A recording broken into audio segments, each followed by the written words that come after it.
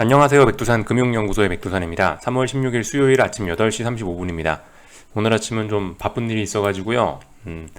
제 얼굴 영상 없이 그냥 좀 진행하도록 하겠습니다. 어젯밤 미국은 일단은 반등을 했습니다.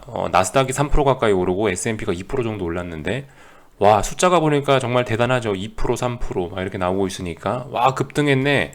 아니죠. 그죠? 제가 어제 혹은 뭐 주 초반에 월요일 날에도 똑같이 이런 관점으로 말씀을 드렸는데 지금 미국 주식 시장은 변동성이 워낙 크기 때문에 2% 3% 움직이는 게 기본이라고요. 평상시라고요. 평상시. 그러니까 무슨 이야기냐? 지금까지 S&P나 나스닥 같은 걸 보면 그냥 적당히 하락한 만큼 그냥 다시 올라온 거예요. 네. 그러니까 뭐 특별히 막 지금 뭐 2% 3% 올랐다라고 해서 와 무슨 엄청난 호재가 있었나 보다 이런 게 아니고 그냥 빠졌던 만큼 그냥 올라온 거고 지금 시장이 움직이고 있는 만큼 특별한 의미를 부여하기 어려운 정도로 그냥 적당히 움직이고 있습니다. 그러니까 평상시에는 보통 S&P 나스닥이 움직여봐야 뭐 0.3% 0.5% 많이 움직이면 1% 움직이죠. 그러니까 평상시처럼 뭐 0.3, 0.5% 빠졌다가 0.5% 올라왔다. 요 정도 생각하시면 될 것 같습니다. 요즘 변동성이 워낙 커져 있는 시장이기 때문에 이런 극단적인 숫자들이 자주 등장한다라는 거를 알고 계시면 좋을 것 같고요. 어젯밤에 특별한 이슈가 있었던 것 같지는 않습니다. 그냥 뭐 조용했죠. 눈에 띄는 뉴스는 뭐 당연히 뭐 중국의 전염병 확산에 따른 봉쇄 그리고 러시아와 우크라이나 간의 뭐 화상으로 진행된 평화회담이라고 하는데 둘 다 솔직히 이게 미국 주식 시장에 특별한 영향을 미치는 그런 요인은 아닌 것 같고요. 오히려 어제 이제 대놓고 시장에 좀 표면적으로 영향을 크게 미쳤던 부분은 역시나 국제 유가라고 생각을 합니다. 유가가 지금 이제 전 세계 금융시장을 상당히 들었다 놨다 많이 했었죠. 계속이요. 왜냐면 최근에 엄청나게 급등을 했었다가 다시 떨어지고 있기 때문에 어쨌든 국제유가 많이 올라간다는 얘기는 인플레 우려 자극, 내려간다는 얘기는 뭐 그 반대로 또 해석이 또 될 수 있겠죠. 어쨌든 간뭐 요런 점들 국제유가에 주목을 하면서 뭐 시장은 상승 마감했다. 국제유가가 100달러 밑으로 안착을 하면서 주식시장은 조금 안정을 찾았다. 이런 식으로 볼 수 있긴 하겠는데요. 근데 이제 이것도 좀 제한적으로 해석을 해야겠죠. 와, 국제유가가 100달러 밑으로 떨어졌으니까 이제 추세적인 인플레이션이 끝난 거예요. 아직 그렇게 볼 수는 없는 거죠. 금리를 보면은 잘 알 수가 있을 것 같은데, 물론 이렇게 움직인 게 이게 이제 지금 현재 가격이지 어젯밤 종가는 아니긴 한데요. 아무튼 대략적으로 보시면 최근에 단기물 금리가 급격하게 많이 움직이고 있습니다. 장기물 금리들은 상대적으로 적게 움직이고 있고요. 이런 모습들 보일 수 있는데, 여기서 봐야 되는 건 단기물 금리들이 크게 움직이고 있다는 거, 그죠? 여기에서 볼 수 있는 게 뭐냐? 지금 시장은 뭐 국제유가가 몇 프로 빠졌다, 인플레 우려가 줄어들었다.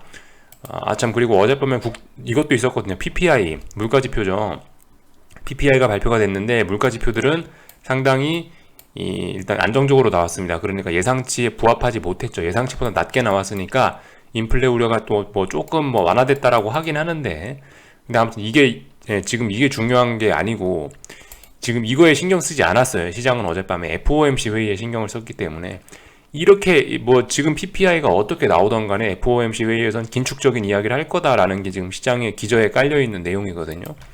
그러니까 어쨌든 시장 참가자들은 FOMC 회의 자체에만 지금 관심을 기울이면서 긴축한다라는 거에 지금 일단 잔뜩 어떤 대비를 하고 있고 약간 몸을 사리는 이런 모습들이 일단 보이고 있는 거죠. 그래서 단기물 금리가 많이 올랐다. 장기물 금리는 조금밖에 안 오르고 있다. 이런 모습들을 보이고 있고요. 그래서 이렇게 되면 어떻게 된다? 장단기 금리 차가 급속히 줄어들 수밖에 없다라고 생각을 할 수가 있겠죠. 이번에 당연히 0.5% 인상, 그러니까 50bp 인상은 뭐 일단 모두가 다 없다라고 생각하고 있고, 일단 시장의 컨센서스는 뭐 전쟁 우려 등등의 불확실성으로 인해서 25bp, 0.25%만 기준금리를 올릴 거다라고 이렇게 지금 시장이 알고 있는 뭐 이런 상황입니다. 일단 그렇게 받아들이고 있어요. 그래서 어쨌든 어젯밤에도 뭐 겉으로 주식시장은 올랐지만 일단은 채권 시장의 모습은 긴축 우려를 어느 정도 좀 반영하는 모습이 나왔고요. 채권 시장을 제외한 뭐 나머지 같은 경우는 일단 어느 정도 다 좀 기존의 전쟁 우려로 인해 움직였던 부분을 좀 되돌리는 이런 흐름들이 계속 나타나고 있습니다. 뭐 특별히 어젯밤 같은 경우는 뭐 좀 혼조했다? 어젯밤 같은 경우는 혼조했다라고 보는 게 맞는 것 같아요. 그러니까 주식 시장은 오르고 뭐 채권 시장은 뭐 긴축 우려에 발발발 떨고 있고 여전히 유가라든가 골드 같이 이렇게 최근에 전쟁 우려 때문에 급등했던 친구들은 일부 제 생각에는 일단 조정이 나오고 있다라고 생각이 되고요. 아직까지는요. 하여튼 뭐 요렇게 좀 다들 일관적이지 않은 뭐 그런 움직임들 보였다. FOMC 앞두고 좀 혼조한 모습 보였다. 이런 식으로 일단 저는 보고 있습니다. 국제유가 같은 경우는 그 쇼패팅 하신 분들 계속 당연히 들고 가는 겁니다. 90달러 부근이 어떤 지지선이 있다라는 이야기를 드렸는데요. 여기서 90달러를 스트레이트로 붕괴시키면은 바로 어떤 하락 추세의 시작도 제 생각엔 기대할 수 있다라고 봐요. 아직까진 이렇게 국제유가가 130달러에서 95달러까지 빠졌지만은 그럼에도 불구하고 아직도 국제유가의 상승 추세는 꺾이지 않았습니다. 저는 최소 90달러는 붕괴시켜줘야 국제유가 상승 추세가 끝났다라고 이야기를 할 건데 어쨌든 아직까지는 뭐예요? 상승 추세가 붕괴된 건 아니기 때문에 원칙적으로는 이 눌림시 매수의 관점이 맞긴 한 건데 위에서 숏포지션 잡으신 분들은 변곡을 노리고 위에서 숏포지션 잡으셨던 분들은 계속 홀딩할 수 있는 구간이죠. 왜냐? 일단 추가 하락 가능성이 열렸고 아래쪽으로 어떤 지지력이 보이고는 일단 아래쪽으로 어떤 의미 있는 지지력이 보이진 않으니까요. 그죠? 물론 아래골이 살짝 달았지만 의미가 아직까지는 약합니다. 그래서 더 빠질 수 있다라고 보는 게 맞을 것 같아요. 말씀드렸다시피 심증상으로는 저는 이렇게 죽을 것 같지는 않습니다. 최소 쌍고점을 만들거나 뭐 삼산을 확인하거나 그래서 얘가 90달러를 밑으로 깨면서 죽는다 하더라도 좀 죽는데 시간이 걸릴 것 같다라는 이야기를 계속 드리고 있는데 일단 아직까지 이거는 저만의 그냥 의견에 지나지 않고 일단 유가는 계속 빠지고 있어서 이제 90달러 테스트를 뭐 코앞에 두고 있다까지는 못하겠고 하여튼 조만간 90달러 테스트도 할 수 있지 않을까 싶을 정도로 일단 움직이고 있어요. 어쨌든 국제유가 베팅하시는 분들이 좀 많으실 것 같아서 일단 지금은 숏포지션 홀딩하는 구간이다라고 이야기를 좀 드리고 있고요. 그러니까 숏포지션 혹시나 청산하고 싶으신 분들은 90달러 부근이나 혹은 뭐 95달러 요 부근에서 며칠 동안 빠지지 않고 또 개기면은 여기서 계속 지지력 만들어내면 그러면은 이제 숏포지션 청산하시면 되겠습니다. 그죠? 일단 그 전까지는 이게 지금 여기서 추세 전환되면 초대박인 거예요. 그러니까 일단 그런 가능성도 있으니까 지금 상황에서 포지션 청산할 필요는 없다. 이런 이야기 드릴 수 있을 것 같고요. 하다 보니까 순서가 좀 바뀌었죠. S&P 나스닥 먼저 봤었어야 되는데 어쨌든 S&P 보면은 어젯밤에 4175에 대한 지지력을 테스트했는데 일단 지지력 나왔고요. 나스닥은 13,000에 대한 지지력을 테스트했는데 지지력 나왔죠. 그러니까 말씀드렸던 것처럼 일단은 쌍바닥 혹은 삼바닥을 만들 가능성은 낮아 보인다. 쌍바닥 혹은 삼바닥을 만들고 싶은 의지는 약해 보이긴 하는데 어제 아침에 말씀드렸다시피 이게 지지력이 여기 있기 때문에 이 부분에 대한 대응은 그죠? 이 감으로 하는 게 아니고 그 지지선이니까 반등 나올 수 있다라는 생각 갖고 봐야 된다라는 이야기를 아침에 드리긴 했었죠. 하여튼 일단 그래서 반등이 나오긴 나왔고요. 그래서 물론 그렇다라고 해서 어젯밤에 반등이 나왔다라고 해서 야 그러면 FOMC부터 해서 그럼 오늘 밤에 또 계속 오르나? 아직 그건 모르죠. 그죠? 그건 뭐 어떻게 될지 전혀 알 수가 없는 부분입니다. 근데 아무튼 그 FOMC 회의를 앞두고 시장이 먼저 빠졌던 거를 FOMC 회의 전날인 어젯밤에 다 되돌렸기 때문에 그죠? 나스닥도 FOMC 회의 전날 월화 이거래일 빠졌던 거 어젯밤에 많이 되돌렸잖아요. S&P도 월화 빠졌던 거 되돌렸죠. 되돌렸으니까 이제 약간 중립적인 입장에서 FOMC를 맞이할 수 있지 않을까 싶습니다. 뭐 위쪽으로 올라도 아래쪽으로 내려도 그러니까 기존에는 FOMC 그러니까 어젯밤에 상승하기 전까지 이거래일 동안 하락했을 때는 월화 하락했을 때는 이거 긴축을 선반영하는 게 아니야 라는 생각이 들었지만 이거래일 동안의 하락을 하루 만에 상승으로 되돌렸죠. 그러니까 일단 긴축 선반영 이런 이야기는 일단은 집어넣어 놓을게요. 어젯밤에 일단 되돌렸으니까. 그래서 현실적으로 낙폭은 없는 거죠. 이번 주에 일단 가만히 있었던 거죠. 어젯밤 상승으로 인해서. 그래서 일단 뭐 긴축 선반영 이런 이야기는 안 하도록 하겠습니다. 그래서 일단 제 입장에선 뭐 나쁘지는 않은 것 같아요. 지지선이 있는 자리이기 때문에 반등 나오는 게 일단 자연스러운 자리였긴 했고 그리고 말씀드렸다시피 소문난 잔치에 먹을 거 없다고 했는데 그 소문이 조금 사그라들었죠. 그죠? 지난 2거래일 동안 와 소문난 잔치다 하면서 사람들이 숏포지션을 잡았잖아요. 근데 다 되돌렸으니까 소문난 잔치가 아니게 된 것 같다.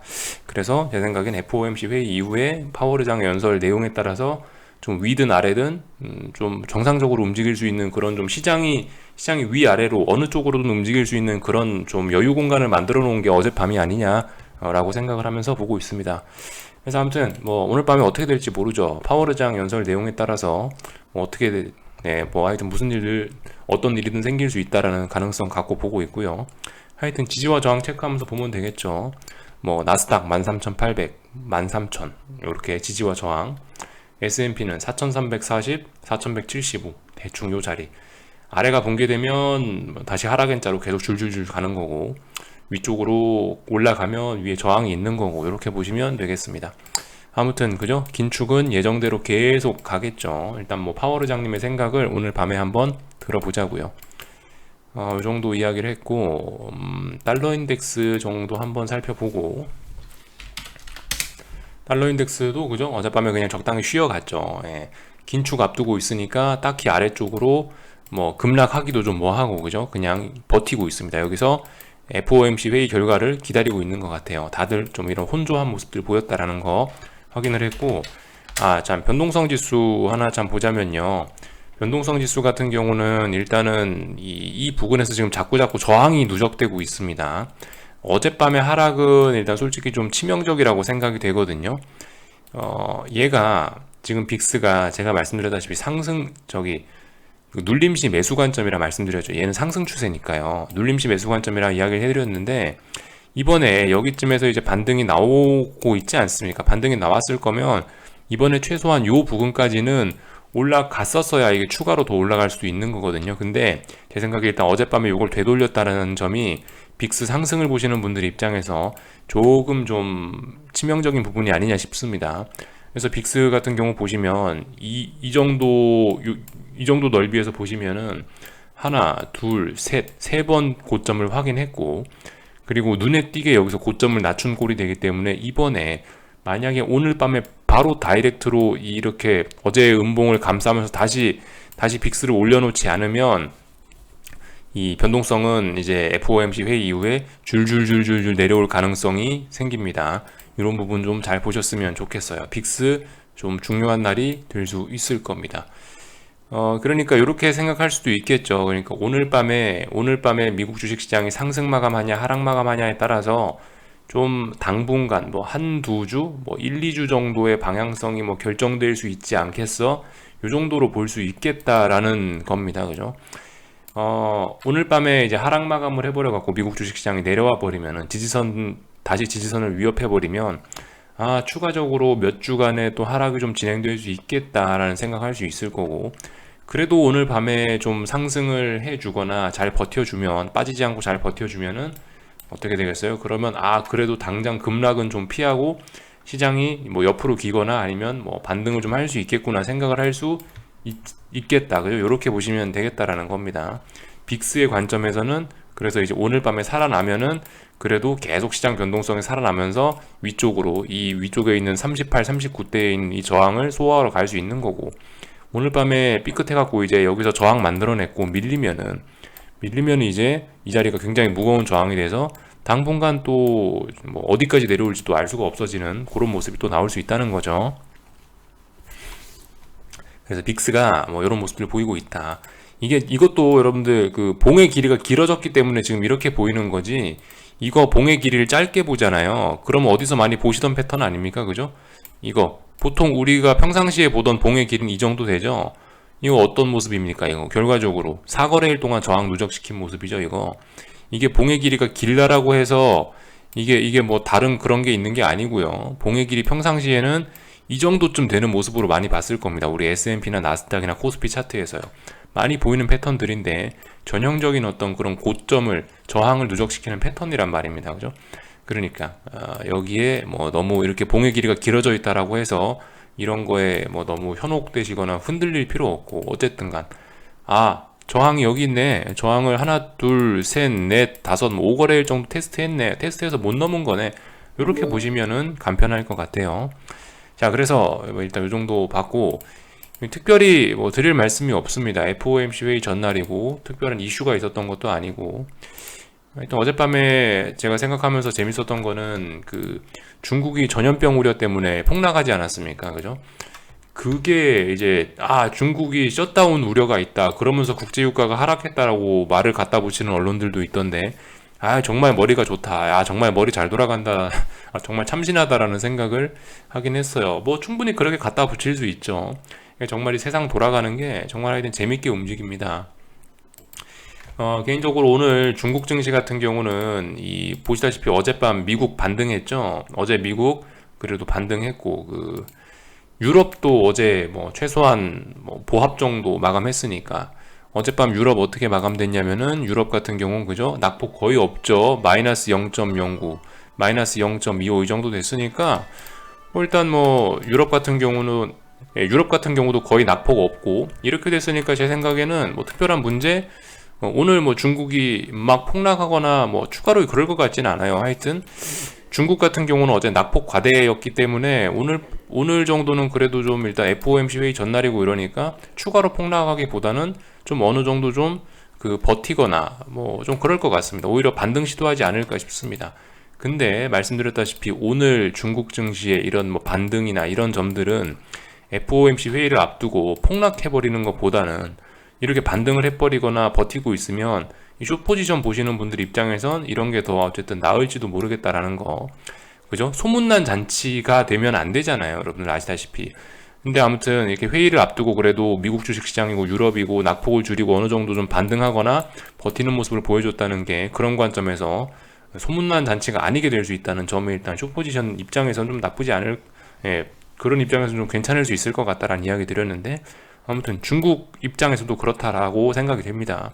5% 가까이 폭락을 했는데 오늘 추가로 연속적으로 빠지면은 그죠, 이 굉장한 언더슈팅이 돼서 우리 추세적인 반등 나올 수도 있을 텐데, 미국과 유럽이 잘 버텨주고 오히려 상승 마감해줘서 저는 일단 뭐 숏포지션 뭐 나쁘지 않을 것 같다 이렇게 보고 있습니다. 오히려 오늘 중국이 더 폭락을 해버리면 그러면은 그죠, 그거는 좀 안 될 것 같아요. 숏포지션 보시는 분들 입장에서 중국이 오늘 더 폭락한다 그러면은 그거는 뭔가 좀 아닐 것 같다라는 생각이 듭니다. 하여튼 중국은 너무 최근에 좀 움직임이 급격했기 때문에 이걸 되돌리는 게 분명히 필요할 것 같아요. 이 정도 이야기를 좀 드려봤습니다. 그래서 뭐 특별히 드릴 이야기는 없고, 한국은 아마 갭상승 출발하겠죠. 갭상승 출발해서 뭐 연속적으로 상승을 이어갈지 어쩔지 모르겠지만은 일단 뭐 한번 개겨보자고요. 그래서 한국 같은 경우도 오늘 상승 마감하면 뭐겠어요. 지난 몇 거래일 동안 이미 하락을 했었죠. 그래서 긴축 우려가 선반영됐다라는 이야기가 아마 오늘 상승 마감하면은 그래도 좀 어느 정도 사그라들 수 있을 것 같다라는 생각 해보고 있고요. 원달러 환율도 지금 보시면 어쨌든 최근에 이런 움직임들이 이게 결코 느린 건 아니에요. 상당히 빠른 편입니다. 그래서 오늘 회의 직전에 어떤 좀 쉬어가기, 숨고르기를 할지 이런 점들을 좀 지켜보자고요. 자, 하여튼 뭐 특별히 더 드릴 이야기는 없네요. 여기까지 하겠습니다. 궁금한 거 리플 남겨주시고 오늘 저녁에 뵙도록 하겠습니다.